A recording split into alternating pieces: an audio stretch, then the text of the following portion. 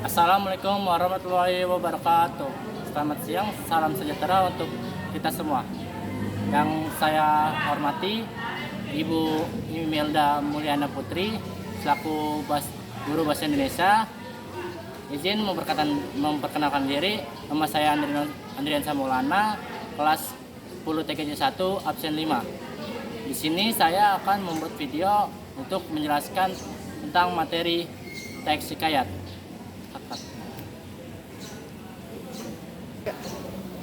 Oke, selanjutnya teks hikayat tersebut ada 4 bagian. Yang pertama, pengertian teks hikayat. Kedua, ciri-ciri teks hikayat. Ketiga, struktur teks hikayat. 4, kaidah kebahasaan.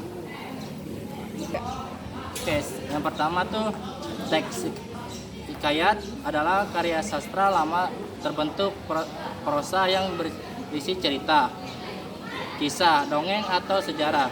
Hikayat biasanya mengisahkan tentang kehidupan kaum kebangsawan, keluarga, istana, atau orang-orang ternama. Hikayat juga menceritakan tentang kehebatan, kesaktian, dan mukjizat tokoh utama. Hikayat dapat dituliskan berdasarkan fiksi yang imajinatif atau merujuk pada peristiwa sejarah yang benar-benar terjadi. Contoh teks hikayat berdasarkan peristiwa sejarah antara lain Panji Semirang dan hikayat Hang Tuan.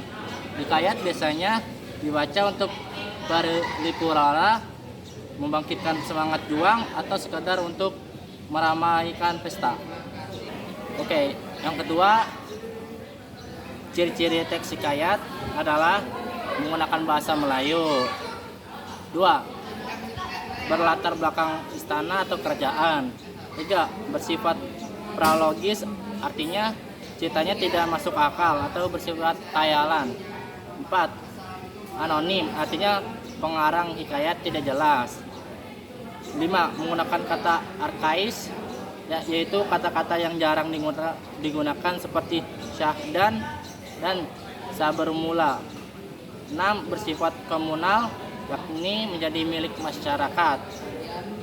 7, bersifat tradisional, yakni sebagai budaya tradisi kebiasaan yang diturunkan secara turun-menurun. 8, bersifat didaktis, yakni mengandung ajaran yang mendidik moral dan religius. 9, alur campuran atau maju mundur, artinya memakai 2 alur, yakni alur maju dan mundur seperti novel atau roman.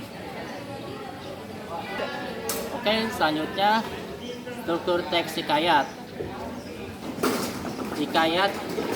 Struktur hikayat abstrak, gambaran awal cerita yang berisi inti cerita yang dikembangkan menjadi berbagai peristiwa. Abstrak bersifat opsional sehingga hikayat boleh tidak menggunakannya.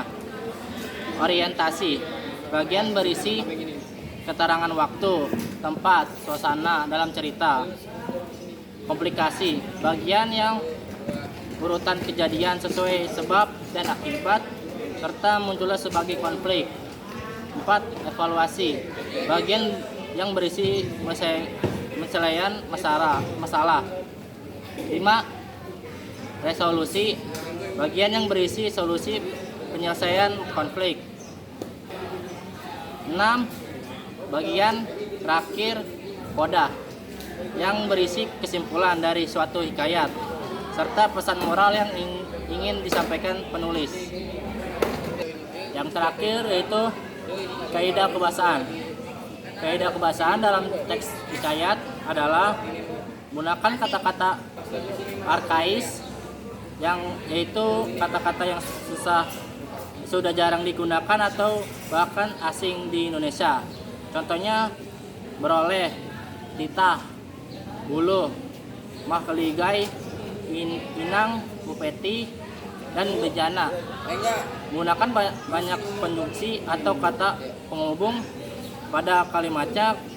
Konjungsi yang banyak digunakan dalam teks hikayat antara lain dan atau serta maka dari itu dan lain-lainnya. Biasanya diletakkan di bagian awal kalimat, menggunakan majas. Hikayat menggunakan bahasa Melayu. Bahasa Melayu, hikayat memiliki umur yang lebih tua dari Indonesia dan bahasa telah berkembang sejak itu. Oke, itulah dari penjelasan saya tentang materi teks hikayat. Mohon maaf bila ada salah kata. Cukup sekian dan terima kasih. Wassalamualaikum warahmatullahi wabarakatuh.